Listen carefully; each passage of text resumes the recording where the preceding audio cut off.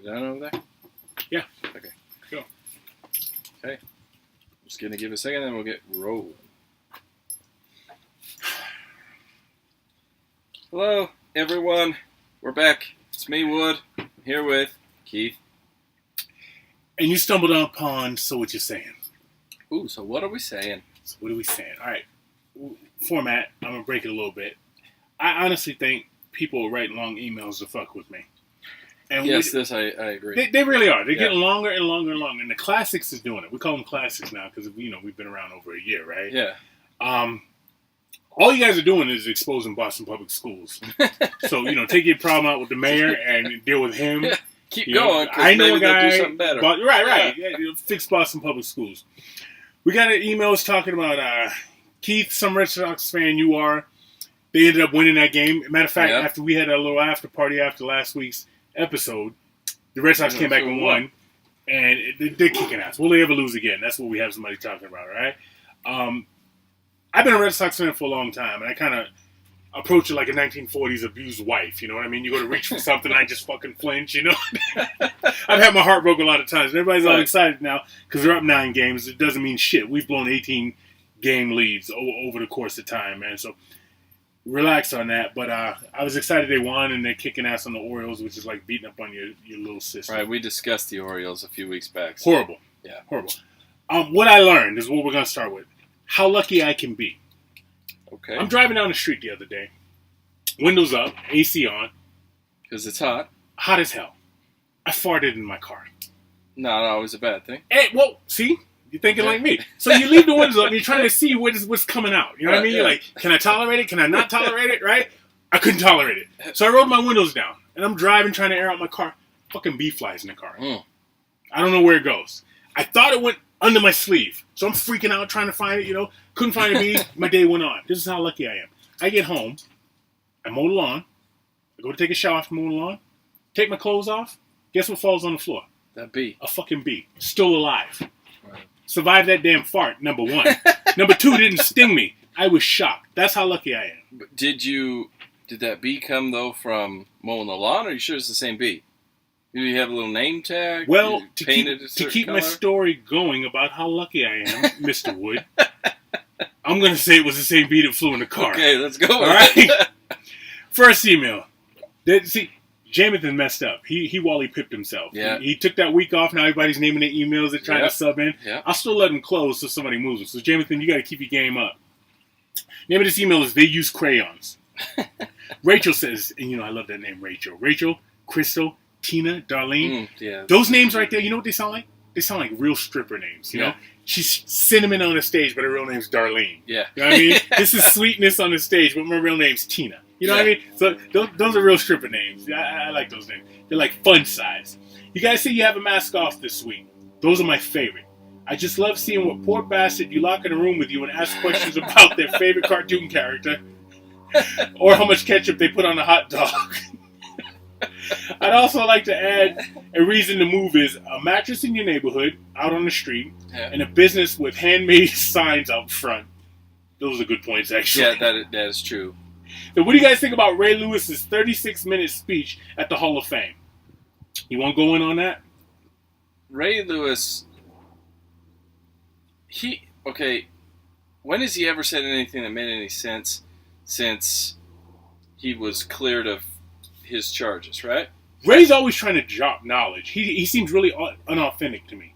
Very much. And so he rambles on and on. On and on. Ray's the type of dude you'd be at a party and you'd be like, yo, Ray, I'm going out of town next week. Will you feed my fish? Yeah, bro. I got you, bro. I got you. Yeah. And you come back and your fish. You come back and all your fish are dead. I wouldn't trust him to water my plants or feed my fish. No, right? So I checked out within the first couple of minutes because I don't particularly like the guy anyway. Uh-huh. So, and it's a whole nother Hall of Fame issue is the baseball stuff. Okay. What's that? Bobby Bonilla? No, his buddy that played with him. But Sammy Sosa, Mark McGwire. Who's the guy that's Barry Bonds? Barry Bonds. I don't know why. I do not remember the lead guy with all that. Listen, bullshit. Okay, I've had too many of our snaggles today. Okay. So, but my point is if everybody's juicing at the same time, and 3 or 4 in that group of guys that are juicing, don't they deserve it? I agree. Yeah. That's all. Anyway, continue with your email. Have you seen Sammy Sosa lately? Yeah. He's on some Michael Jackson shit on the Umpteenth Power. Yeah, he looks like shit. He looks like an asshole. Yeah, and he is an asshole. All right, man, that was personal. That was personal. Max says, how about those fucking Sox? This is a jab at me, right? Yeah. Fuck the Yankees. Sox might never lose again. See, here's somebody. Yeah. He might not have been through the pain. I don't know how old Mac is, but he might not have been through the pain. They might not ever lose again. Just beat Toronto in 10 innings. Telemundo is the shit. If I treadmill, I'd watch it. Telemundo is like pixelated softcore porn channels on cable TV in the early 90s. Yeah. He spent all night looking for a nipple. Remember Benny Hill? Yeah. Remember looking for that shit? You remember Benny Hill time? You be up late watching Benny Hill, like hoping your parents don't get up? Oh, man. For the word of the week, have Keith read them. That's an insult. That's a backwards insult. Yeah, it is. Yeah, it is. Chances are you've been eating beaver anal gland extract and other things too. Let that one sink in. Peace. We got Son of a Preacher Man. Now, I was confused as hell. You too? Yes. This is from my girl Missy. I don't know what the hell she was talking about. Remember who we're talking about. She's on some other shit. Yeah, Missy is on a parallel universe, man. She does her own thing to her own fucking drum. She disappeared for a while, and now she's back. Well, when you are in county jail, they don't allow you to email to fucking shitcast called So What You're Saying, all right? That's true. Missy says, grocery store pickup since 101. Imagine it. You're in a scene of Pulp Fiction and you need to make a stop for some towels and cleaner. You can't walk into a grocery store covered in brains. Am I right? From your life experiences, Missy, you're probably right. Yeah. That's the thing. You tip the loader and go on your bad, bloody self. No questions asked. Also, I'm a huge wanderer. When I grocery shop, it drives my husband crazy. He will look back to see where I went, and I'm staring at the wall of pickles, pondering life. So not only will it save criminals, it will also save marriages. #Wolf. # look at the big brains on Brad. She's a huge Pulp Fiction fan. Yeah. And then I'll close it. We got a guy. Raspberry and chocolates. Wooden Keith. This was a great combination of the two, by the way. I really appreciate it. It's because I have an inclination that Jameson's actually pretty smart. Yeah, I wonder. Yeah. Well, he's hit and miss, but I think he's pretty smart. Can we take a plop of that raspberry beaver ash jam? And I'm glad you brought that up last week because we got the perfect man to talk about it sitting here. We'll get to that. And I have had a week full of shit from people about that, by the way. Well, just concerned, confused, upset, all of the above. Why would you be upset? Because they eat ash jam? Yeah. Okay. I changed it. I'm going to pause your emails for a second. So, beaver, what's another name for beaver? What do we call it? What do men call another name for beaver? Pussy. Okay. And it's anal gland juice, right? So, pussy juice. Yeah, so you're welcome, people. Well, that's actually pussy juice in your jam. Crazy ass Missy talking about the Sprite and the honey. She called it, what she called it, punani? No. She called it puto. Puto. Can we plop that raspberry beaver ash jam and put it on the ash chocolates? We might be onto something. I'm glad I am not the only one who noticed. Last week, I saw someone collecting their small mart order without exiting the car. Apparently, being fat and lazy doesn't make you deaf. The customer was extremely unhappy when I commented on the laziness, and as I walked by, lesson learned. Keith, you commented on your friend not making the bed when he left the guest quarters. Yeah, I have guest quarters. Across the fucking field by the pool house, right? Now the next guest is going to assume someone else slept in the bed when they see it's made, even if it has fresh sheets. Okay, let me stop him right there. If I leave, I know they're going to change the fucking sheets, because who knows, by God, what I do in somebody's bed when I sleep there, right? Yeah, because I probably do what you're thinking. From the drooling to the, rubbing my nuts on the pillows. Yeah. Whatever's happening is happening. Yeah. But at least I'm going to have the courtesy to say, hey, thank you, by making the bed. Right, yeah. Now, I know you're going to come in there and tear everything off and clean the sheets. You should. Sure, yeah. So that's not one of the need to wash my sand children away. Right. It's okay, though. The next guest will likely be drunk, too. 100%. Yeah. Great show. Bring on the mask off. Love, Jamathan. With that, that's the end of the emails. And with that, guys, we got Snaggles. First of all, let's start with Snaggles. And as always with our mask off, we have our guest here.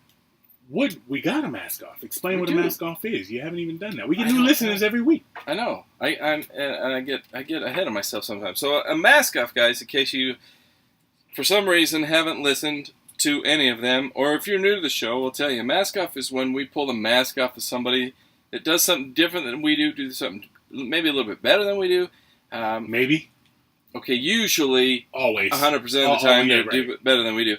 And we peel that mask off to get to know the real them and a little bit about what they do and who they are. So, without further ado, I'm going to have him introduce our snaggles, and then he'll introduce himself. So, what is our snaggles today? Bombay Sapphire. Bombay Sapphire. That's the ugly bitch on the fucking bottle, man. So, if I was married to her, I'd drink 2. I'd probably make an alcoholic beverage my damn self. And our guest, who are you? I'm Mike Lemon. I'm a veterinarian in Ogden, Utah. Veterinarian.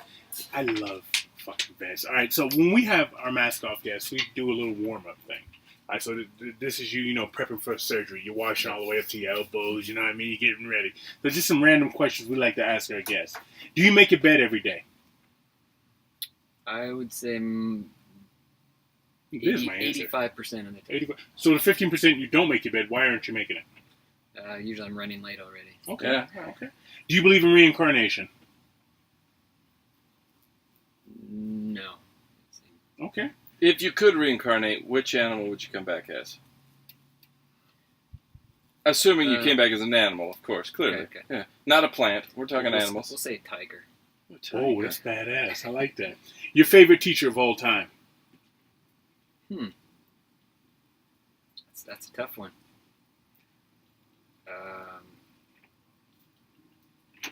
I'd say Mrs. Hart, fifth grade. Fifth grade? Wow. Yeah. Okay. And last one, strangest thing you've ever eaten? The snout of a pig. Yep. Okay, stop. Time out. Yep. Why just the snout? Were you late to the party and you were still hungry? No, they saved the best part for me. How do they cook it? It's called oil down. It's a dish that is made in Grenada, where they pretty much would come up with a stew, and whatever they had, they'd throw in the pot. Apparently. Yes. Okay. And they saved the best part for me. Would you eat it again? In that setting, yes. Okay. Like, when in Rome, right? Yeah. If you're, I remember one time I sat down, and this is back in my Mexico days, and they set a pig hoof in front of me. I got up and I could not eat. I couldn't eat. It was disgusting. Yeah. Because I know probably where that hoof's been. Now, granted, it's clean, right? But no, allegedly. I was done. So, I got a question for you. Which era do you wish you were born in? Well, you can pick this one if you want. But which era do you wish you were born in? That's a tough one, too. Okay. Well, you're doing pretty well for yourself right now, so right now might not be a bad thing, huh? Veterinarians, when did you guys become prominent? When did you, because, all right, so I grew up in Boston, okay, and I remember people going on vacation and taking a German Shepherd, tying it to a tree, filling a big-ass thing up full of water, taking all the dog food, pulling it on the ground and saying, good luck, we're going to Georgia, I'll see you in 2 weeks. Little story. Yeah. So now everybody, you got service dogs, you got this, that, and the other. This area you're in right now is not bad at all. For the dollar bill, right? Okay, so we're good right here. All right. I'd have to do a lot of more large animal if it was earlier. So. Right. Yes. Sure. So we know right off top, and I want to ask you this question: doctors, human doctors, right? They're basically, ask them. Jesus is driving BMWs. They think they rule the fucking world. But on the hierarchy of medical, and I think you guys are amazing because you open your doors and you think dog, cat. And you go a little further, you think bird. But somebody might walk in with a snake. Somebody might walk in with an iguana. You got to be on your toes. Not everything's everywhere. The heart's different here. Humans, I know where the legs are. I know where the heart is. I know where the genitals are. I know where everything is. You get a turtle. And then you got to change your mind. You got to go over here. So you guys are actually, to me, I think you're pretty amazing. Because you got to be on your toes all the time. But like I said, human medical doctors, they think they're the shit. So outside of them, the hierarchy of doctors, you guys have got to be above chiropractors, right? You got to be above proctologists, Wood's favorite, podiatrists, gynecologists. I think you'd be ahead of as well. And we've talked about gynecologists on this show. Yeah. Yeah. What I don't understand is women who have guy gynecologists. If I'm a woman and I go to a guy gynecologist, there better be a picture of him sucking another man's dick hanging in his office room before I go in his. You know what I mean? Because they seem like fucking freaks. Yeah, because all they want to do is shove their hand up their vagina. That's what I'm looking at. You know what I mean? Yeah. So for you, you walk into a room outside the medical doctor, the heart surgeon, all that shit. You're pretty confident in who you are. Yeah, I would say we're definitely not above any of those professions because a lot of times we're doing all that in a day. So, I would say we're in it with them, proctology and all. So because I used to have a mini pincher, and every few months her asshole would get swollen. What in the hell? Was it when you and her were home alone? Yeah. Listen, don't worry about it, okay? Oh, I'm just asking. What it does is it backs up a duct there in the ass. And I'd take her to my vet, and she would stick her finger in and milk it out. Nastiest thing I've ever seen. However, it was just no big deal to her. So proctology, there you go. Boom, squirts out the shit. But we had this discussion a couple of weeks ago, and I want to get your take on it, since you're a veterinarian. Would you rather? This is my would you rather. I know where he's going. Would you rather be able to speak every human language known to man and communicate with anybody, or would you rather communicate and understand animals? I'd say animals. Thank you. And we'll leave that alone. It's I just said the same thing. That's just because he's in the profession. That would make his job so much easier. I'm not in the profession, and I said the same thing. Well, because your intellect's... That's cool. How'd you get started? Well, my father was a veterinarian. Your whole childhood? He graduated when I was 8. Okay. And so I've been kind of helping him with emergency calls and holding animals for him since I was probably 10. And by the time I was about 12, I just knew I wanted to do it. All right, so you knew you wanted to do it at 12. So you get good grades because you got to get into vet school. And what I would suspect is vet school. So what's the Harvard law of vet school? Where's the holy grail, so to speak, of vet school? I'm sure it would be.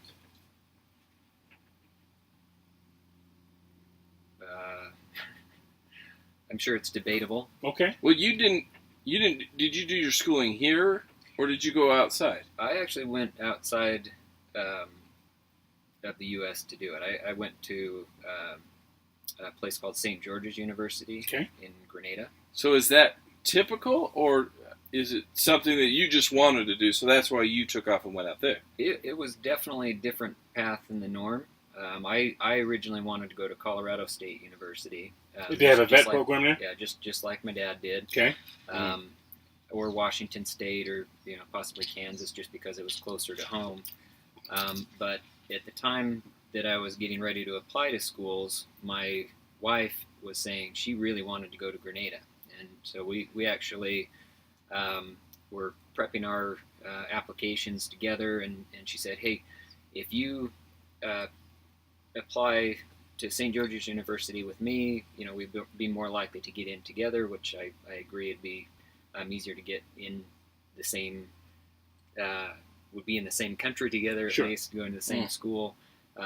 Generally what happens with the U.S. schools is you finish your 4-year degree, and then you apply to veterinary school, usually at 3rd or 4th year. You see if you get in, and then generally there's a waiting period where you apply in the fall, you find out in the spring whether you get in or not, and for the following fall. And at the time when we applied at St. George's University, I think we applied in November, and they said if you can be down here for the next class in December, we'll get you started right away. And so it's a little easier to get in down there, just because they want to bring people in. I think there's just less competition for each seat. But there's less schools. So I mean, is it easier? I wouldn't think so, because there's less schools. True. You know what I'm saying? Yeah, so what I'm gathering is your wife's a veterinarian too? Yes. Did you guys meet each other before you were both vets? Or both had the inclination to go into vet school? Yes, we were technicians together, and then I guess at first we were working together, and we were friends, and we were actually dating other people at the time. And after a while, we were both single, and we both started dating, and then we decided we wanted to. Well, we both knew we wanted to be vets, but that's when we decided to apply to school together. And we got in together, which was great. We were steady partners all through school. And oh yeah, so, yeah, you locked that down early, didn't you? So is it? Pick a partner. I got her. Come here, girl. yeah. So was it much of an issue then when you came back to the States with the degree from there back over here? Did you run into issues, or was it not a problem? So, I mean, veterinary school is what you apply yourself to be, I think. Mm-hmm. So generally, when you're going to a school outside of the U.S., you actually have to do more testing before you can can actually practice. So that was kind of more of a gamble going that route, and I think a lot of people from the U.S. wouldn't want to go through that process. Mm-hmm. They'd rather just go to U.S. school and not have to worry about it. And I was kind of in the same boat, but I'm actually really glad that I went there. Because we got a lot of life lessons that we wouldn't have otherwise experienced. And so going back to the U.S., and I had to take an English proficiency exam, which I actually passed pretty well. So that was, I can imagine. And then we take another test. And in a way, I definitely don't think that's a bad thing to have to put in more study time and learn the material you need to know for the rest of your life. 2 times rather than 1 time if I went to a U.S. school.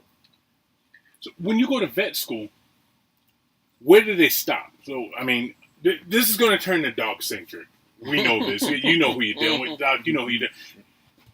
But where do you stop? So you got dog, you got cat, you got bird, turtles, rabbits. Where does it stop at vet school for you? Where do you go down to? Because I know you got the asshole that walks in there with a damn raccoon. He's like, oh, he opens my beers for me because he's got thumbs. You know what I mean? Fucking freak. People with raccoons that own raccoons are the same jack-offs that turn in to the house and they go and make fucking cereal and they put the milk in first. Yeah. Those are those weird sons of bitches. Yeah. Who the fuck puts milk in the bowl before cereal? And the next step is they're trying to catch a skunk, take its stink sack out, and make it a pet. Keep it a pet. So I know you get those jack-offs that come in there. So where does it stop in vet school? Again, you got dog, cat, bird, maybe turtle, ferret, whatever.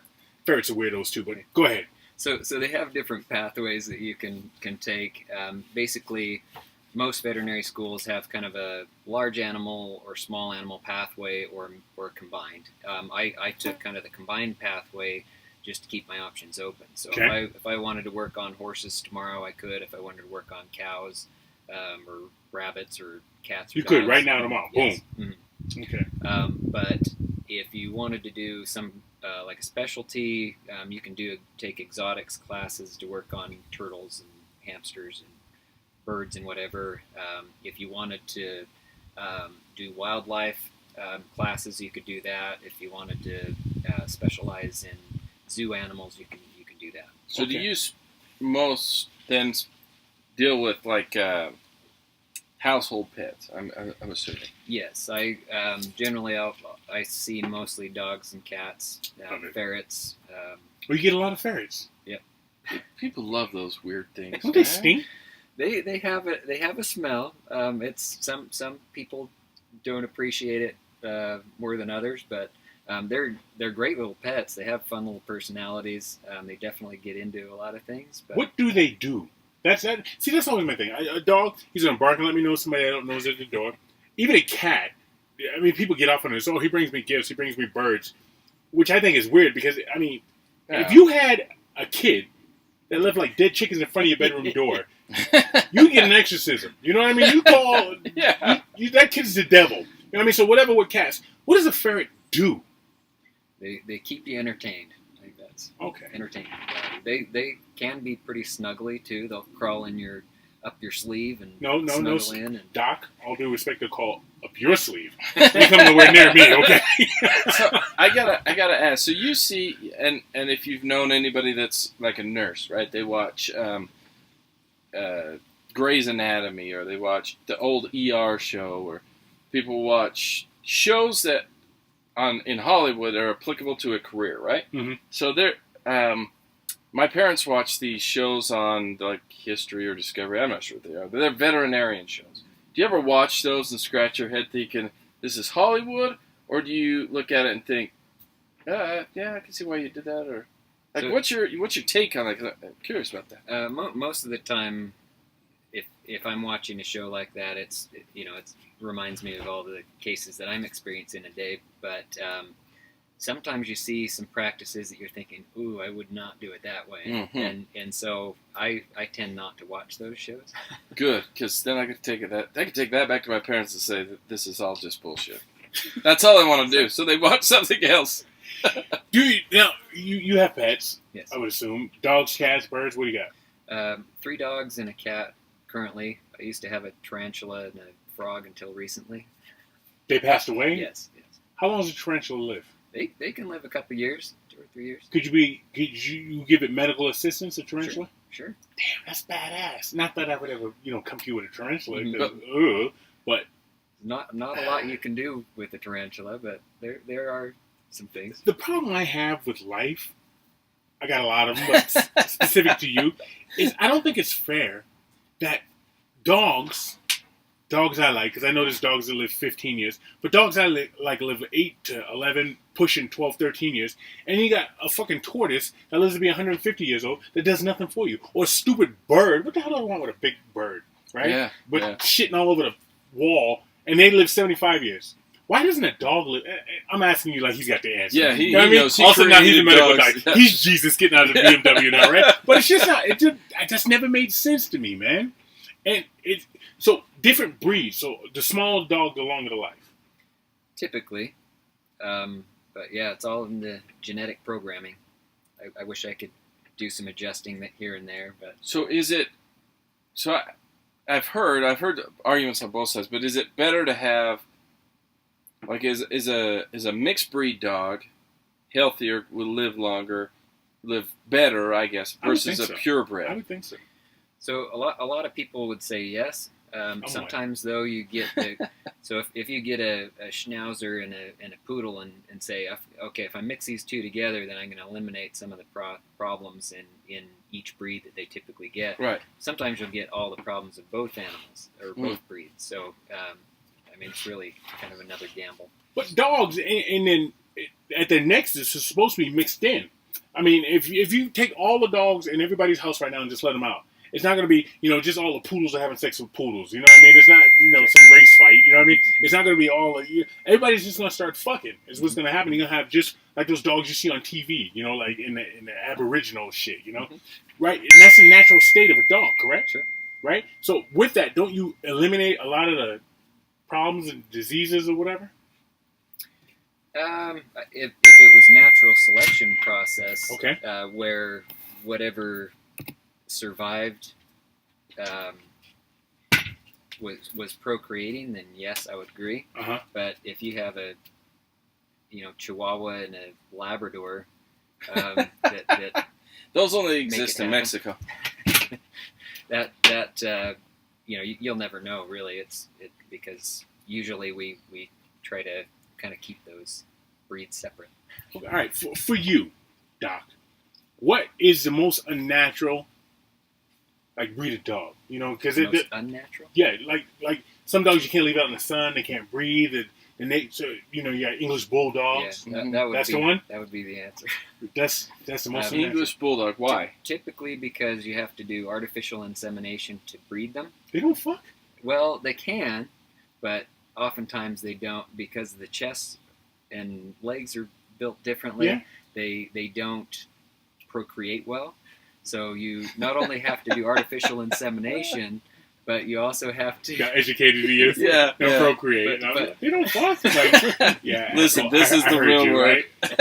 Go ahead. I'm sorry, Doc. But even when if the natural selection or natural breeding process happened, then they usually need a cesarean section to give birth, to bring the puppies. So without human intervention, those dogs wouldn't exist. I would say most of them would not exist. How do you get the sperm from the dog? Same way. You jerk it? Yep. Who jerks it? You just have to find the right technician that'll Wow. do the process. So you're not a technician, you're a veterinarian. So one of your people will. Somebody will come in and say, "Will you jerk my dog off?" And you're like, "Yeah, that'll be $400." Right. So usually you have the female there to get him in the mood, and then you have. Can you just use a picture of a hot English bulldog up on the wall, like we did when we were 14, right? Put in a little tutu just to make it a little excited. Little centerfold. You're right. I've never tried that process before, but I'd say usually when the female's there, they're ready. All right, Doc, you drove me here with that comment right there. So let's talk about bestiality. Okay. What the fuck, man? And you think it's I know. He's like, well, let me tell you why people like me. He said, I don't know. He just absolved himself really quick, didn't he? He said, I don't know. But I mean, the shit you hear about it now because we got social media and there's more shit out there. But it's been going on for centuries. Yeah, people have been fucking animals, man. Have you ever run into a situation where you like, I need to remove this dog from this house or this cat or this goat? Luckily I don't work much on sheep or goats, but at least with the dogs, they only come in heat twice a year, so maybe that helps them out a little bit. But the dog doesn't have to be in heat for the owner to stick it to him. Yeah, that's true. So you never had somebody bring in a dog and say she's got vaginal bleeding and it won't stop. And maybe I need to think outside the box more as far as my differential list, but I have never come across a dog where I've thought this is probably what's happening. This is a victim of rape. And I'm not laughing at the act. I'm laughing at Doc's response, right? Because he's technical, he's educated. He's like, look, all right, where did I sit down today? Yeah. You know what I mean? What's happening to me here? All right. I went to, I think it was PetSmart, and they had dog anxiety jackets. Mm-hmm. That cannot be natural for the animal. Are we pushing our shit onto dogs? I think so. I think there are a lot of times when I see an anxious dog, and I think the owner is more anxious about the anxiety than the dog is, mm-hmm. and I think we do project it on. Oh, absolutely. I saw, in fact, going along that, I saw just the other day these bags that people could put their cats in. Like it wraps so they could carry their cat around. Now I don't like cats. That's not a secret. Nope. But I also don't feel like putting my cat in a bag that I could tote him around in is healthy for the cat either. Because at their core, they're an animal. So why would you wrap a cat in a bag to take it anywhere? It just leaves its head out. To me, now I imagine if somebody came up to me and was like, okay, you're going to go on a trip. Here's what's going to happen. I'm going to wrap you in a sleeping bag. Well, your head's out and you can't do anything. Not enjoyable. No, I'm going to freak out. I'll stay home. Yeah. Or I'm going to dig until I can get out of that damn thing. So I just, to me, dogs in crates is one thing. Cats in a bag, that's like a whole new level of stupid. I can see where you're going with that. So it used to be that, cats, whenever they're kind of confined, I would say they're not exactly excited about it, but if they feel like they're hiding, sometimes they're, a little less anxious about, what's going to happen to them. But I haven't seen what you're talking about yet, but I would think if the cat's head is exposed and the body's contained, I wouldn't think they would enjoy that. Because it would, I imagine it like, so I had this neighbor one time, a brilliant idiot. She had a bunch of feral cats in her garage. She thought it'd be a good idea to try and pick one of them up and hold him like a football. This is the idiot part. Yeah. And that thing scratched the shit out of her arms. Beat her ass. Yeah. And so in my brain, when I see this cat bag, that's what I think. Like, you're trying to contain a body, but its head can see that there's all this freedom. Yes. Like, what the hell are you doing? It doesn't make sense to me. And they could also see what could be threatening toward them. And they react accordingly. Are we taking animals from their natural state? And it started with the Paris Hilton. And I actually think, like, for somebody like you, I mean, that you're a smooth dude. You got the goatee. The dude showed up on a fucking Harley. Yeah. Right? Got the boots and shit. Got the jacket. He's like, yo, what's up? What we do? Right? So he's a smooth dude. You could have been the guy. You could have been like the vet for the stars. When Paris and Nicole Richie were carrying all those dumb dogs and all these dumb broads around the city they're carrying dogs that they couldn't stand. But are we taking animals away from their natural state by carrying them and placating them? And one thing that pisses me off is I see people driving with the dog right on their lap. That should be it cops should be illegal. should give people a ticket for that. Yes. You know what I mean? I agree. So, dogs are meant to what? Migrate. They travel in packs and all that stuff. That's why for me, and I'm gonna suck my own dick for a minute, right? My dogs leash on. You know this is my vet. Yeah. My dogs walk with me, booyah, right there. And we travel and we migrate and all that stuff. So people carrying their dogs and treating them like humans and dressing. Is that weird shit for dogs? Strollers are what drives me insane. Crazy.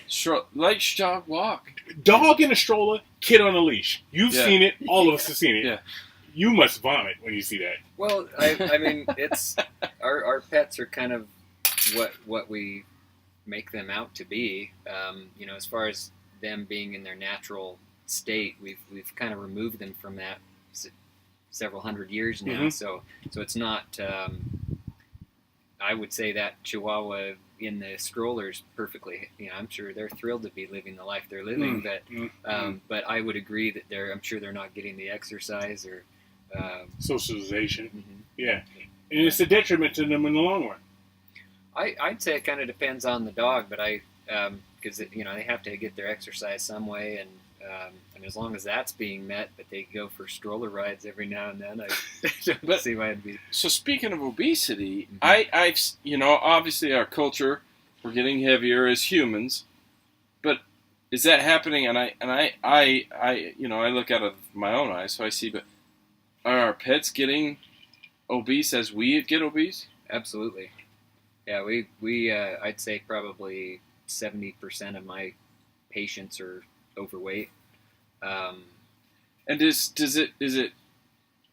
Can you correlate some of that with, I guess, the lifestyle of the owner, or is it just because we've grown to pamper our pets so much as children that it ends up like some of our children? I would say it's probably a little bit of both, because I know a lot of times when someone sees a dog who is the correct weight, everybody gives that person a hard time about their dog being too skinny. Mm-hmm. And that's a societal thing, huh? Yeah, it is. Yeah, you know what I found works? It's my Yorkie poo that I almost murdered just not too long ago. I've let his hair grow out because he looks a little bit thicker, and when I shave him, he looks like he's starving. But his point is that. But he's got food all day long sitting if he wants. He just eats what he wants. And I would say his body condition's perfect. So I feel good. I feel good about that. All right. I told everybody he was coming on because I was excited about having a vet / a dog doctor, because that's what y'all to me, right? Why would you have any other pet? No. You deal with fish? Have you ever dealt with a fish? The first animal I treated was a fish. What do you have, ick? It was actually. He had ick? Yeah, but it was about a 5-pound Oscar. And they get big. Yeah. Did you save him? Yeah, he did great. Oh shit. Fish. And that's another pet I don't understand.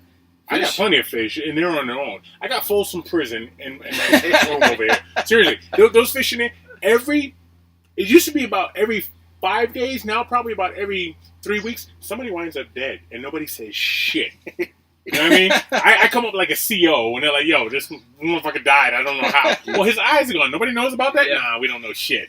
You know what I mean? All right, I got a boy. I told everybody you were coming on, and I was like, yo, you got a question for the vet? One of my boys, he's got a dog, beautiful pit bull. Beautiful, he's gray, blue-nosed pit bull. He eats the other dog's shit. What is the problem? He said he's tried everything. It's a common thing. Most dogs experiment with that, I guess you could say. It's that like a same-sex relationship in college your freshman year? Well, I tend to do that too, I think.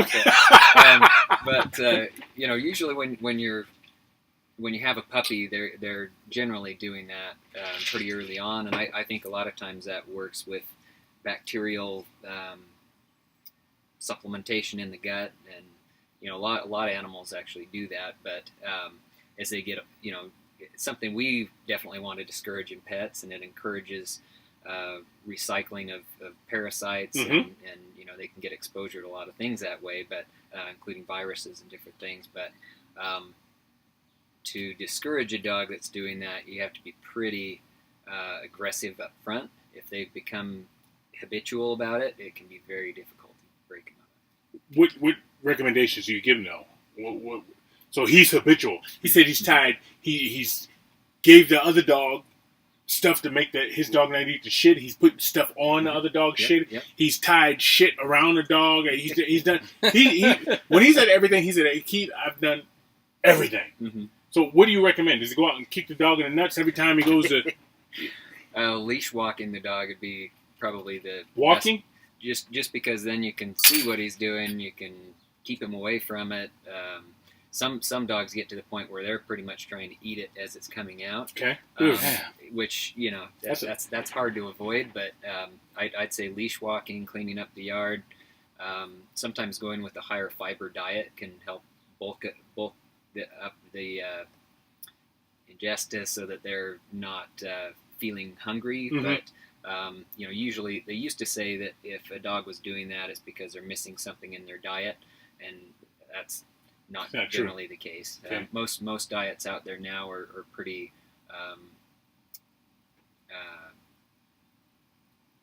pretty nutritionally stable. So unless it's Old Roy, because any dog I've ever given shits like liquid out their ass anytime I give them that. So stay away from Old Roy.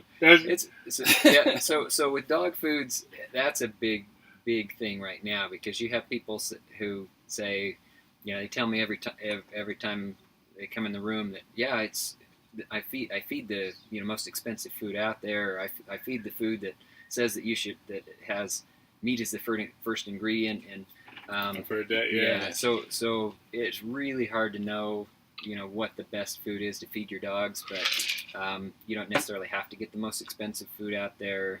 There are plenty of dogs that can digest plant proteins like wheat and soy. It's just for the dogs who can't. It's good to have those special diets, but you don't have to buy the most expensive food out there to give them a good quality. It's just finding what works for that particular dog.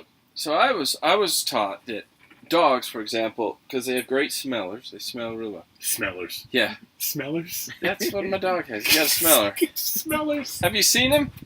Go ahead. So anyways, if I bake a cake, right? I smell a cake. When you bake a cake.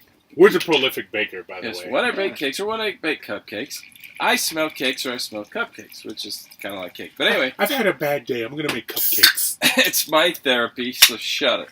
So, but I've been told that dogs can smell the eggs, they smell the flour, they smell the sugar, they smell the water, they smell the individual ingredients. Is that a thing, or is that just bullshit? They're feeding me full of it. I don't know from personal experience, but I would say that there's probably some truth to that. I'm sure they can smell more of what we think they can. Sure. Anybody who's ever tried to hide a pill in a treat and give it to a dog knows that they can pick things out. Yeah. But there might be some truth to that, but I don't know how. Can dogs love you? Does your dog love you? Oh yeah, I think so. Because I've heard the same. I've heard your dog doesn't love you; he just follows you for food. No. Can dogs cry? I have seen dogs who it seems like they do, but I would say it's not a common thing. Not a common thing that you see with every dog. Okay.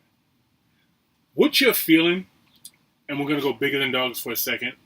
And then we'll come back to dogs. Yeah, I love dogs. That's what we do. Other zoos and circuses and all that stuff. How do you feel about that, being a veterinarian?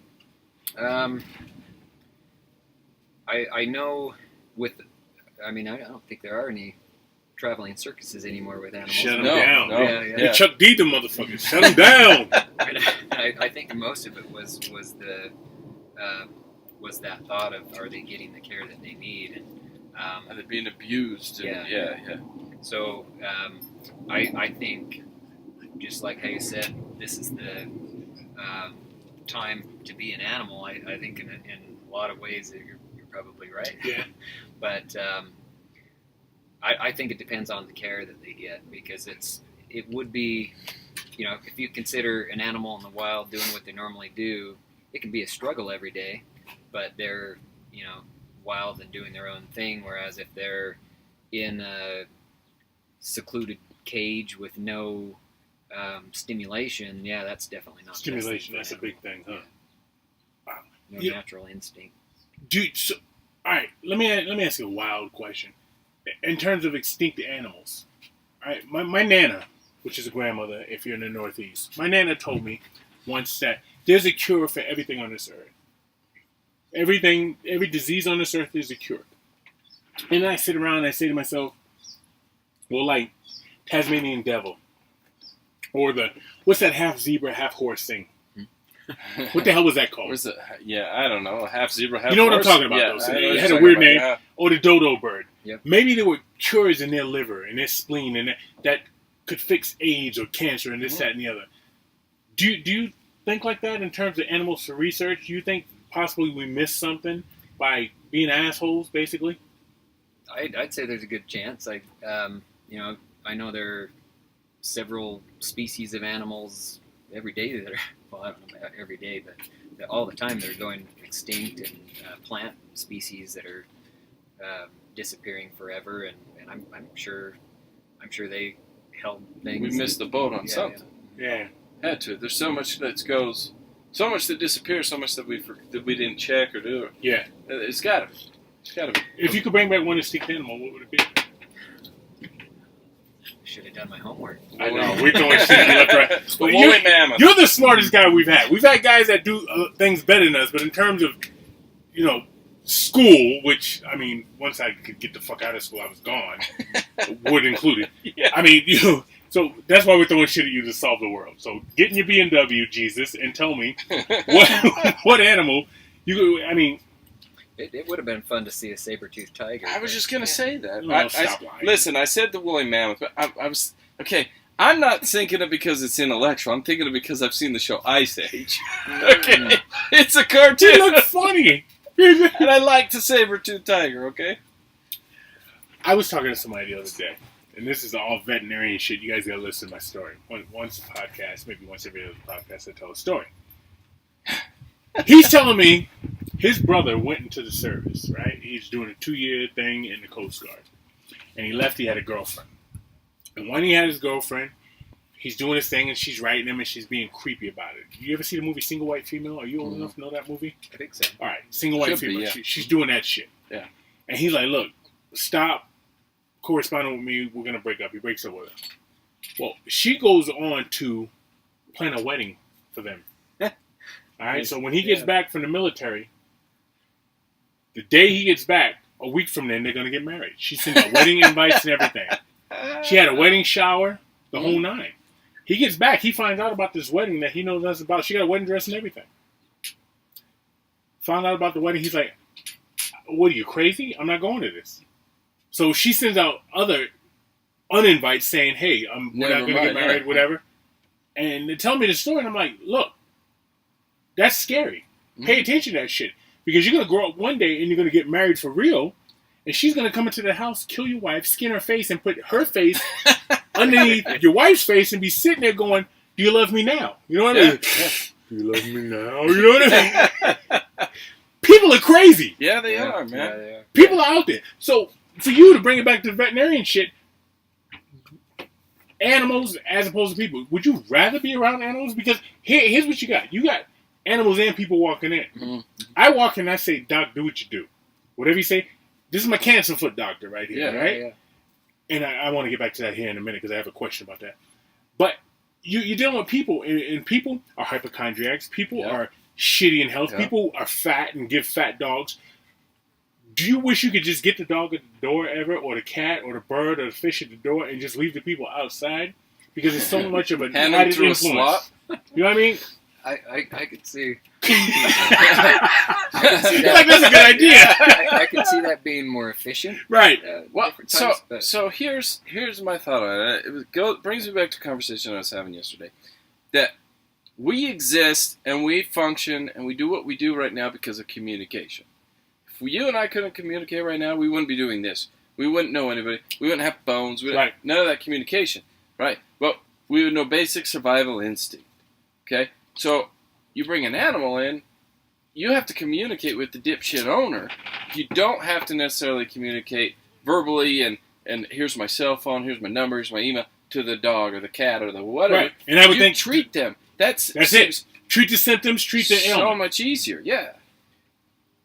I could see how it would be easier to, if the animal said, yeah, I'll take those pills and sure. Do this therapy, but it's the human that's doing all that part of it. So I guess what we're both getting at, bluntly, do you hate people? I mean, seriously, you live in an animal world. Everything you do is animal-centric.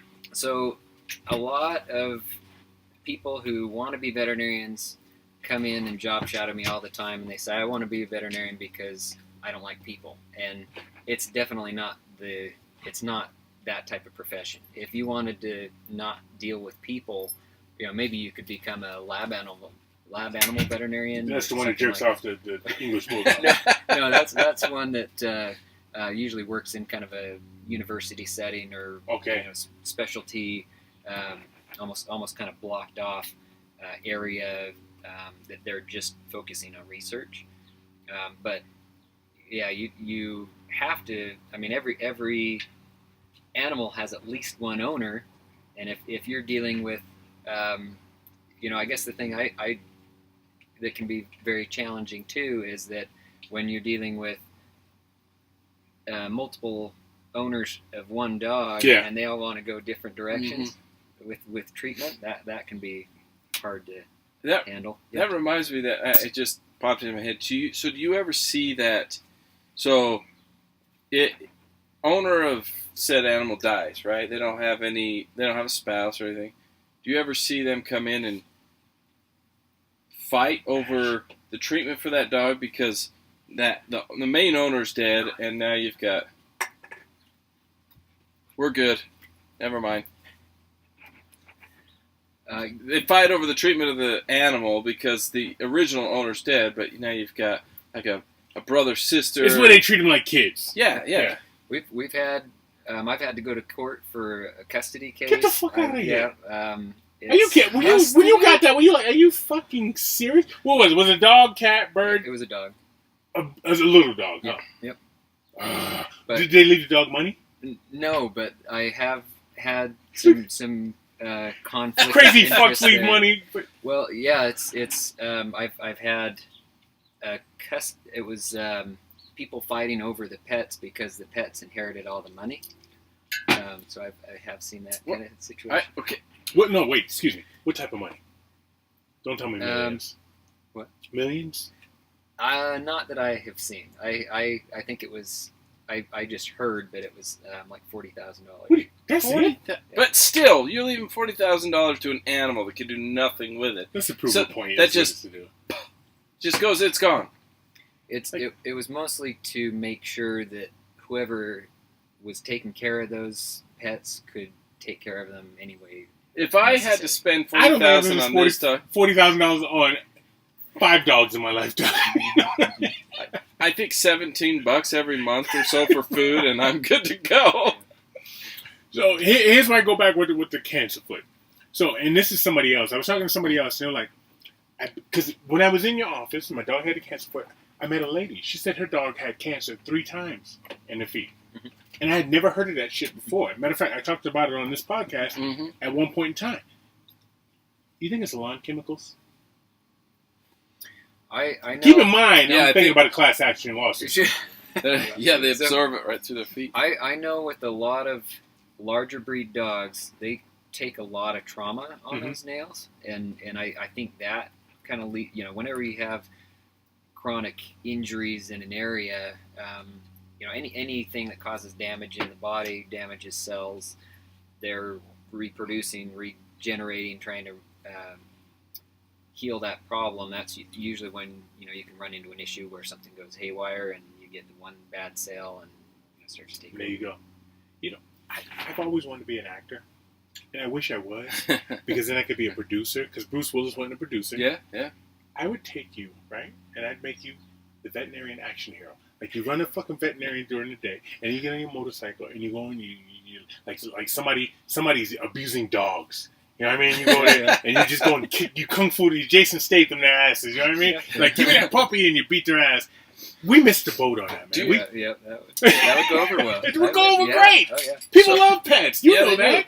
So have you had that case where the dog comes in, or the cat, or the whatever the animal? I go back to dogs. It's just the easiest, I guess. But it's the best. Yeah, that is true. And you see them and you think they're abused or it's malnutrition or whatever the case. And can you say something to the owner? Or do you have to bite your tongue because you're the vet and you know? You could do either. As a veterinarian, you could say, if you don't assign this animal to me, if you're not going to treat this pet, if you're not going to take the necessary steps to ensure that this is going to be a healthy pet, you can either sign them to me, or and we'll find it a good home, or we'll get the animal control involved. Or Jason Statham your ass. Yes. See? We'll go superhero. So, because in my mind, if people are taking their dog to the vet, they're trying. Yeah. So I imagine that it's you see fewer of those cases because if they're bringing them to you, they're trying. I would agree with that, and that's usually how I treat people that come in, because at least they care. Yeah. But it can be hard when you have someone who comes in because were ticketed for neglect, and they have to bring the animal in. You don't know if and they don't know if they're really going to take care of the animal or not. That's kind of a tricky situation, but most people want to keep their pets and want to take care of them. And if they had, some horrific series of events in their life that, the dog took a back seat, sometimes that's hard to predict and hard to know. Those are the situations, and what I would assume, you get pissed. You've had to be pissed in a room dealing with somebody if they have to bring their pet in. And they walk in and they got fucking mites all on their eyes and they got mange and shit. And that's got to hurt your heart where you get personally involved in it. You know what I mean? I mean, You're a laid back dude and you're a nice guy, but you're doing it for the animals, right? And so you got some asshole that's had a dog chained to a dog house for 6 months. And they come in and got frostbite on the paws or whatever the case. And it was code enforcement? Yeah. Well, animal control. Animal control? They would say, bring the dog in. Right, and so now you walk in first time you see this dog, and you go, that like me seeing a cougar, right? Yeah. that shit. Yeah. So I have experienced that several times. Absolutely, it's hard. It can be a pretty difficult profession as far as that goes. Oh yeah. They talk about something called compassion fatigue, where you're dealing with that kind of situation all the time, and it does get old pretty fast, and there are other things that kind of complicate. How do you deal with that, though? You don't strike me as a confrontational dude, but again, you're in the same thing you're doing it for the animal who has no voice. Yeah. Yeah. It's my father, who's a veterinarian. He always says we're the voice of the animal. Absolutely. And so you do have to get involved sometimes, but. I would say that's probably the hardest thing to deal with. Well, that and people not having any money to treat the problems, that can be a big issue too. But sure, because you're in it to make a living, but at the same time, I want to take care of the animal. Mm-hmm. So where do I find that balance, huh? Yeah, so you have some poor little lady that she would love to take care of the rotting teeth in her poodle, but can't afford to do surgery. So what do you do? What do you do? Sometimes they're like for in some clinics, sometimes they'll have people donate, and you can put that money toward something like that, which usually that tends to work out really well, but it can be a struggle. It was fucking hot. Yeah. He's on two flies that just fucking right in front of Doc. He pointed that out. They're gonna have twins. That's a Doc. At least. I mean that can be, especially when you're in an area that doesn't have a lot of money. Okay. That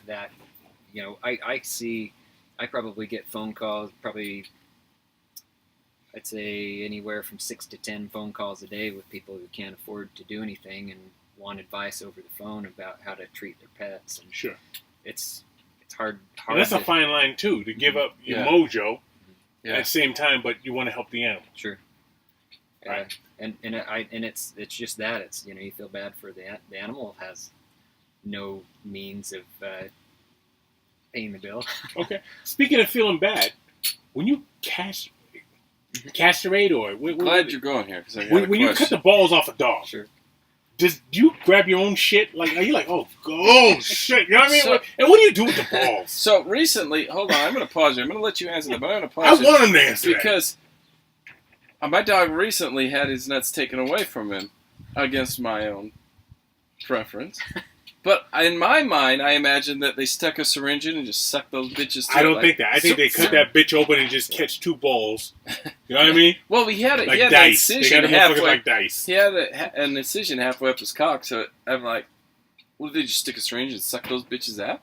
Yeah. Like, So if you're neutering a dog, don't make my nuts hurt. So keep that in mind. So you make what's called a pre-scrotal incision, so just in front of the scrotum, and that's where you remove the testicles. Right behind the dick, in front of the scrotum. Well, it's kind of above the penis, so you're. Okay, so you got a dog dick. Okay. All right. We gotta go anatomy here. We're laying on the floor. Okay. Yep. The dog, here's his belly, here's his rib cage, belly, and here's his dick right here, Mm-hmm. and he got the balls back here. What do you cut? Right in between. Right there. Uh-huh. And they drop out. Well, no, they take a syringe and they suck them out. I'm telling you. So you make the incision, and you basically just squeeze the testicle out. What does that do to you? Do you grab your shit? You had to early. Early on, you had to. You did? I mean, so even with the surgery, there's the prepping and the shaving. Yeah. And even with that, you get razor burn. If there's any razor burn left on the scrotum, that even makes you a little. Right.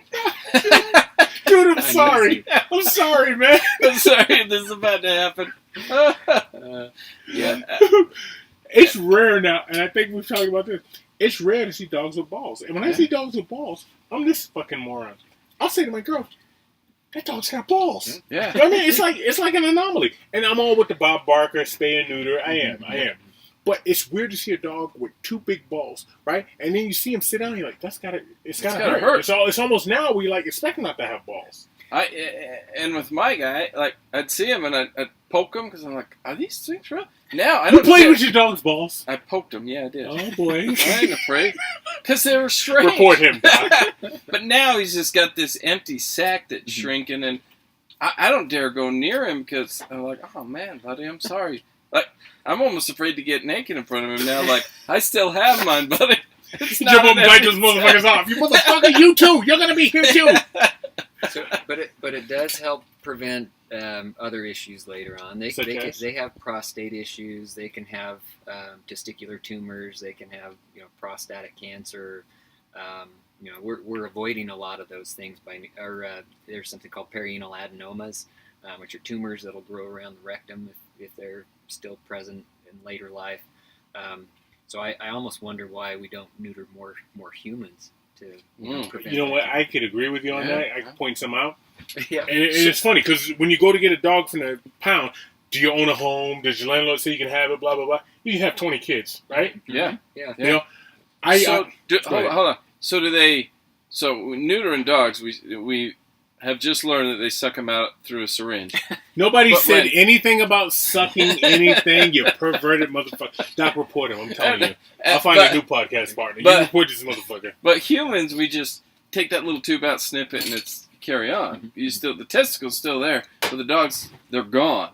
So should we then follow more like animals and suck our testicles out, or should we leave them for dogs and just cut that tube? So if you're removing the testicle, you're removing the hormones, and Yeah, that answered my question. Yeah. Yeah. I don't want to lose that hormone. Is a dog more aggressive with the balls or without the balls? With them. With the balls. Mm-hmm. What do you do with the balls? I know you go in there. Eat them. No. You eat them. But I know going to hazmat, do you burn them? What do they do with that? They're thrown away. Yeah? They're in dog food somewhere. Unless we get His mind's just unless we get spinning. specific requests from the owner to save them. What? Put them in a jar? You do it? You really do? I have done that as a joke for friends. Hopefully that's not illegal. but yes, it's happened. Oh. That's awesome, man. All right, what's your favorite breed of dog? What's your favorite animal? I don't know. I think as far as favorite animal, it kind of depends on what you're doing with that animal. If you're going out hiking or running, I think a dog's great. Yep. If you're hanging out at home and you have a cat sitting on your shoulder purring and you're just scratching him, I think that's great.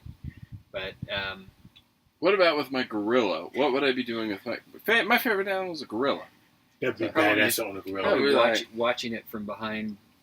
Wouldn't that be badass? Have you ever touched a gorilla? I've never touched a gorilla. Have you ever touched an elephant? No, but I helped with a tiger dental before. So that was Clean the teeth? It was had to have an extraction. And I've worked on a few police officers, canine officers. So that's been fun. The one root canal and recapping that I helped with in veterinary school at University of Illinois, it was this German Shepherd, 100-pound German Shepherd now has silver fangs. Oh, awesome. The Flavor Flav of dogs. That's badass. That's awesome. All right, we had a conversation last week, and we're talking about additives in food. Mm-hmm. Oh yeah, and what makes food flavorful?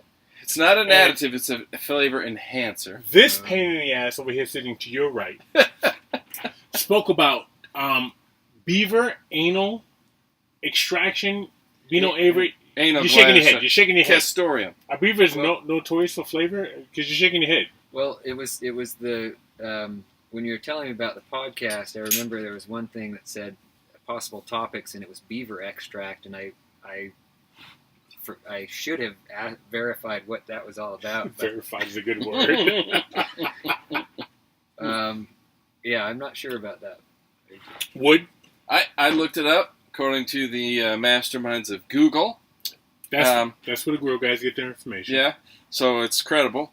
That is a thing that beaver anal extract. It's basically what they mark their territory with. It was originally used it was originally used in perfumes, and then apparently somebody was like, "Ooh, that perfume smells nice. Maybe it tastes nice." So they tasted it. And was like, "Well, that even tastes better." So I would put it with my food, and it's a flavor enhancer, not a flavor additive. So, from what I understand, they don't have to put it on your ingredients list because it's a flavor enhancer, not an additive. So, you might be eating pussy juice all over the place and have no idea. All right, so, Doc, here you are, you're an American doctor. All right, we sat down, we had brisket, no problem with that. Great. Right? Have you ever eaten dog, cat, any of that stuff? No. Would you? When in Rome, because we spoke about that earlier. I think there'd have to be some special circumstances. You're starving and you're in fucking Vietnam. If I was starving in Vietnam, I don't know. I'd probably have to weigh my options. All right. So you're adverse to that. You're like so because I mean the way we again dog centric. Go ahead. No, you go ahead. So I love cows. I think they're adorable, but I do eat them. Mm-hmm. So in that respect, I don't know. I'd have to think about it. Cows are farmed for that, though, right? Yeah. And chickens. Yeah. But in some countries, dogs are farmed for that. Good point. But I couldn't do it. No, I couldn't do it. Yeah, but where we're at, I don't think any one of us at this table anyway could do that with dog, with cat. I mean, we'll stick to what we know and what we've grown up with: cows, chickens, turkeys, things like that. So if someone walks into your house here and it's like, here's dog with a side of cat. It's a good way to get your ass kicked in my living room. Yeah. It's great. No, it's a great way. Yeah. It's a great way. Here's my parakeet. Yeah. I still would have some. No, I'm not gonna eat it, but you gotta go. Yeah. You walk out with your teeth. Yeah. But I'm not gonna eat it. Right. Throw it away. So you can imagine it's kind of the same thing. Which I was curious is, I wondered if all vets were vegans or vegetarians, because there are quite a few. Yeah, and that's what, when I asked you, I said, "Do you eat meat?" You're like, "Hell yeah!" I'm good to go. Mm-hmm. And in today's climate, you would think that'd be not for you, but just overall like unethical. Oh, he's a veterinarian; he's supposed to save lives, right? And he's saving dogs, cats, and this, and you're feeding them cow. Just the way people's minds work, but they're farmed for that shit, right? And you were raised on it. Yeah, yeah. I'm sure maybe several. It's generations from now. Yep, it's coming. Yeah, it's coming. So, okay, these flies that were reproducing just landed. They took off again. But so, I had a question for this when you mentioned it before. You said you had a tarantula. Okay, isn't that a bug? Just a really big bug. It's a bug. There are veterinarians who specialize in bees. So I can take my dog in and take my beehive in the next day. Yeah, or they're it's not quite how they work, but they have. I'm rudimentary, dog. I'm just basic shit. But there are also salmon farms that in Alaska that have veterinarians specifically for their salmon. Damn. So, since you had a tarantula, and are you specialized in order to be able to, or is it just because it was your pet that you took the time? Right? An arachnid? Right. Yes. It was just because I took the time. So you don't typically see that at your clinic. Like, people don't walk in with a tarantula or anything. What do you mostly see at your clinic? I can't remember if we asked this at the beginning. No, we did. But what's the weirdest thing you've seen at your clinic? Somebody walked in and you're like, dude, what the fuck? Probably a monkey. What kind? A macaque. I don't know. I don't know what that is. I hope you say chimpanzee, because I don't know. Yeah. Bubbles from Michael Jackson. Is that a spider small monkey? It's a small one. Were you able to deal with it? Yes. Are they strong? Yes. Surprisingly strong monkeys, yes. huh? Mm-hmm. Even the small ones are strong, right? Mm-hmm. I mean, it's not something you want to screw around with. Oh, let's put a diaper on and keep it as a pet. Ooh, it's on my shoulder. How much fun! I've never gorilla's my favorite animal. Yeah. So all the smaller primates are also. I love them all. I think they're awesome. I never own one. It just seems stupid to me. You'd shit your pants if a gorilla came into your clinic, wouldn't you? You'd be like, yo, hey, shut this bitch down. I actually had, there was one time, it was right around Halloween, where someone came in as a gorilla, and I thought that was pretty entertaining. But at first, when he walked through the door, I thought, okay, what's this about? Yeah, right, because you never know. Yeah, well, and especially in this time, you don't know whether it should be something you should be alarmed about or not. So, I recently, before the dog that I have now, I had that mini pin, and she lived 13 years. And I had her put down because she had all sorts of health issues, and it was the right thing to do. That's a hard thing, though. Yeah, You're just saying your head it's the right thing to do. Yeah, I bawled like a baby. Hell yeah. Like a baby. It was terrible. So, I had her, they was like, do you want to cremate it, put in a little thing, careful, whatever. I was like, no, just do what you do. Yeah. Do you still just cremate them and then, like, put them out? Or because I can't imagine you have a pet cemetery in the back. That's a brave question. Because I wanted to ask that earlier. Because I had a dog that passed away at their hospital. Go ahead. That's a brave question. It's so a lot of it depends on the clinic. Okay. So I mean, there are different ways of taking care of bodies after our pets have gone. Anything from private cremation, where it's just your pet that goes into this little crematorium, and they do the cremation and collect the ashes and put them in an urn or box to return them, to group cremation, where they're all kind of collected and cremated together, and ashes are disposed of to some places do landfill disposal. So so it just kind of depends on what. Like, is that ash landfill disposal, or it's like a body just huck it out there? Either. Holy shit! One of my boys had a horse that rose up and impaled himself, and he ended up dying. And you just take it to the dump, which threw me off. Because I had dogs die. I've never owned a horse, so when a horse died, you're like, just take it to the dump. I'm like, oh, that's fucked up. Because people lived a horse 25 years. Again, unfair. I wish my dogs lived 25 years, but whatever. But he just took it to the dump, and I think that's odd. You have a lovely head of hair, first of all. I mean, doesn't he? Doesn't he have come from two bald guys? I'm like, you just don't understand. This is some pretty ass hair, man. So when you watch nature shows, if you watch nature shows, who do you root for, the cheetah or the gazelle? That's a good question. Yeah. When you're watching something like that, the cheetah has to live on something. Gotta eat. I got cups over here. Yeah. All right. So you kind of do both. I think I kind of do both, because you want that gazelle to get away the last second, but then you think, well, the cheetah's going to go hungry and starve, or find something else to eat. But yeah, sometimes you're kind of cheering for both. You don't hunt? I used to. I'd say since I became a vet, I haven't really hunted. So before you were a vet, you hunted? Yeah. But your father was a vet? Yes. Did you go hunting with your father? I did. Okay. Was that weird to you? I mean, it's kind of part of the culture and upbringing. Okay. But I would say people who do that, I don't think feel harshly about them, as long as they're consuming the meat and utilizing the animal. Right. I'm not. Native American side. And it's awesome because we sat here and watched him snap into action. I don't know if you guys heard that, what's going to cut out. Wood about guillotined this damn dog by mistake. And Mike hopped up and was like, oh, what we got here? And he's feeling it and shit, you know what I mean? It's amazing to see him snap into action. Have you had snakes come in? I have. What do you do, Deeds? Tell me you send them out. Tell me say bye-bye. So usually with most reptiles, we kind of refer them to a reptile specialist. Mm. But for kind of routine things, we can handle a lot of those little things. Do you take their temperature? You can. Just a cloacal temperature. How do turtles fuck? To quote Axel Foley in Beverly Hills Cop 2. Seriously, how do they do that? Where does dicks at? Same way. Similar. Just climb up on top of the shell. It's by the tail.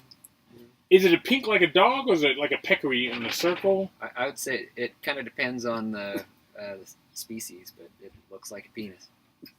Huh. Well, see, you're freely with that. It looks like a penis. I know what a penis looks like. I know what mine looks like. Does it look like that, or does it look like a dog penis? It's always pink, huh? No, they look different. Okay. I remember the misnomer when I was a kid. I remember, like, dogs. The dogs are looking for Doc. You hear that? Yeah. Come help me. We got a thing. I got a burn in my leg. I remember hearing, dogs' licks can heal. If you let a dog lick your sore, it'll heal your sore. Your girl, Rosie O'Donnell, I think, said that just let a dog clean a baby's ass instead of changing it, it'd be just fine. That's disgusting. Yeah. That right to your point, disgusting. yeah, I know where you're going. But are dogs' mouths cleaner than humans? Remember that shit? Yeah, I mean, they have plenty of bacteria in their mouths, but I would say they do have some growth factors that in saliva, but I would say it'd be pretty, you'd probably be better off using their own serum rather than saliva. So don't let your dog lick your face and your wounds, because it's probably not clean. Anytime I hear the word bacteria, I don't think of a clean thing. No. I think of it very dirty. So yeah, right. They have a lot of bacteria in their mouth, I think. Of course, when you're talking bacteria, you could be talking about the real scary type of bacteria, or stuff that's always around. So it's not as scary. Sure, but I guess when I hear that, I think my dog's got bacteria in its mouth, and I don't want it licking my face because I'm going to have some growth after or something. What's the most gratifying? There we go. Yeah. Snaggle's drink is Bombay Sapphire. What's the most gratifying thing about being a vet for you? I would say knowing that you've saved lives, or knowing that you've given an animal a much better life by doing what you did. Yeah. Yeah. So for people, you're going to be the bar barker, you're going to do the spay and neuter. Do you refer people to, because you can find purebreds at pounds. Mm-hmm. Absolutely. Do you refer them over there? Puppy mills, all that bullshit. I mean, are they still out there? They're prevalent. So somebody looking. What I'm trying to say, if I could move past the Bombay Sapphire, if you're looking for a dog, would you recommend somebody just put in an email to the local pounds? Because you can find that purebred dog. You can find a Tosa. You can find a Fila. You can find a Cane Corso. All my dogs are huge. Yeah. You're right. Sharpei. You can find all those things at a local pound, correct? Yeah. There are a lot of rescues.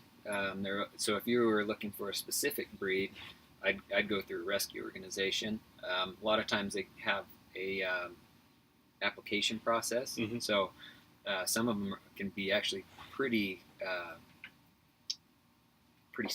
strict with making sure they're going to a good home, which I don't think is necessarily a bad thing. But it's not a bad thing. But a shelter situation's great. I mean, a lot of people, when they're going to get a puppy, that puppy could have any personality. As it gets older, you don't know. If you go to a shelter and you're picking out a dog and you say, I want a laid back dog that has these features or whatever you're looking for, you can see exactly what you're getting. Right. You can pick it out. Yeah. That's smart. So you recommend, because older dogs always get the shitty end of the stick, but that's the dog. He's telling you, this is who I am. Yeah. Whereas you get a puppy, you don't know what you're getting. You could be getting Hannibal Lecter.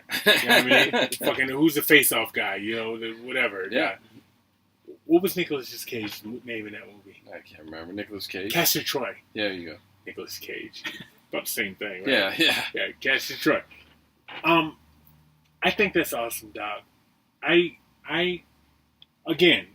just want, and this isn't drunk talk.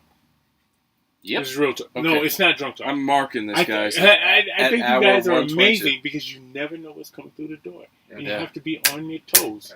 So, your wife is a vet, your dad's a vet. Do you guys sit around and eat a tofu turkey on Thanksgiving? I'm sure there are some veterinary families that do. I'm talking about yours, brothers. That's a no. Yeah, Do you guys sit around and talk shop, or do you try and leave that at the shop? Because where the whole family's immersed in it, like, it seems to me that, at some point you want to talk about the weather or the sports or whatever, or is it hard to separate yourself from the shop talk? It can be hard, but I, with my wife, all day long, I can send her images of radiographs and say, what do you think about this? Or the woman's always smarter than the man. Isn't that true? It is. Let me cut you off right quick. We're talking about radiographs, but even in the fucking animal world, who's the better looking one? The man. Who's the smartest one? The woman, right? Right? You got peacocks with the tail. That's the guy. Yeah. The girl ain't got no tail, but she's smarter. Go ahead. To me, it always goes back to praying mantis. I get it, they're bugs.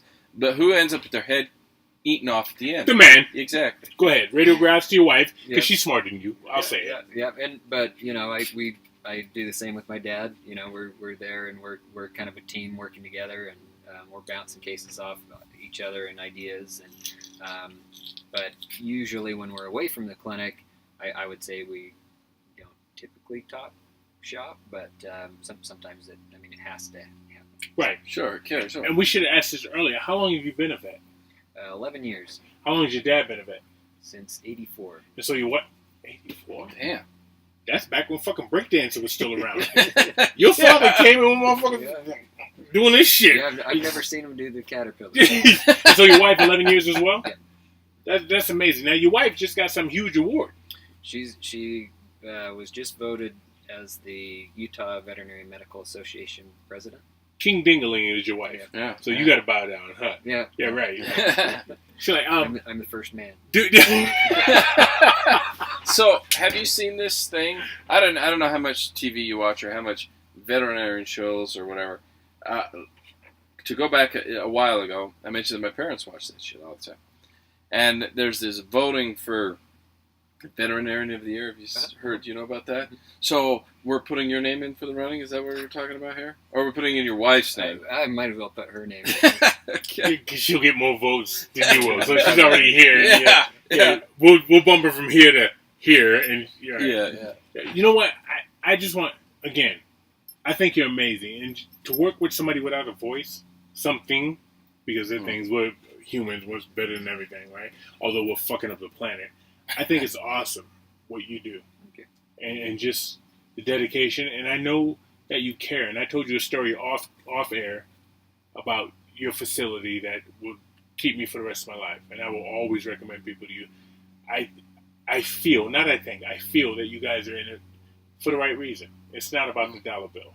You guys actually care about the animals. And my dogs, I got the one, he was 126, and the other boy was 118. And you guys like, you need to not feed him so much. I was like, dude, because you guys thought I was feeding them table scraps. My boys are like fucking Jimmy Superfly Snugger. They're huge, right? They're just big boys. They're Chief J Strongbow. Yeah. They're just big people. But the fact that you guys care about them, and this is the only person ever, because I would always, I would hear this shit and I'd be like, fuck that. I'm not doing it. Clean your dog's teeth. Clean your dog's teeth. Yeah. My boy Boston's breath would stink like hell, right? And he's like, you need to clean his teeth. Well, Boston got sugar foot, cancer foot. And I was like, I'll clean his teeth. Your breath smells good now. Yeah. You know what I mean? You're the only one to ever make me do that, I know you guys care about the animals, And I think that's beautiful, man. And I'm literally like, I'm glad you're here. This was, for me, was a good thing to bounce shit off you. My boy's dog eating shit and whatever else. It was a dog-centric interview, but they do more than dogs. Yeah, we're not much deeper than just that. No, we're not. But either way, we appreciate those that do help us take care of our dogs, because we're idiots. Right, we are idiots. And to boot, this motherfucker showed up like Terminator 2 on the motorcycle. We need to get a picture of his boots, right? Yeah. There's some pictures of me. He showed up hardcore, huh? Yeah, he was Your serious. sunglasses, give them to me. That shit, right? So I just have one final last question. Keith, is that what you're saying? That's what I'm saying. Doc, is that what you're saying? That's what you say. That's what we're saying. Damn right. Guys, check it out. That's a wrap with the doc here. I don't know that it gets much better. I don't know what else we could say other than follow us on the social media. We'll have the links. We'll have the places you can check him out. You can check us out. As always, you know where we're at. If you're listening to us, you found us. Smartest person we've had on the podcast. Hands down. We've had people that could beat our ass 5 and 6 times over. Yeah. We've had people that hit us with instruments. Yeah. We had people that put us in a fucking chokehold till our eyes pop out. Yeah. Never had somebody this smart. No. He kept us. I don't know if he kept us up with him, but he tried. Yeah. And he kept us staring at him. How's that? Yeah. Very, very good. So, guys, shoot us your emails. As always, we appreciate it. Check us out on the social media. Don't forget about our shot glasses and stickers and T-shirts and things. And we're here, guys. We're here for you. So I hope you appreciated this mask off. We got another one in a month coming up. Until then, you're going to have to listen to our rowdy asses. So with that being said, I have to say, Keith, it is and has been a pleasure. Animals, we out.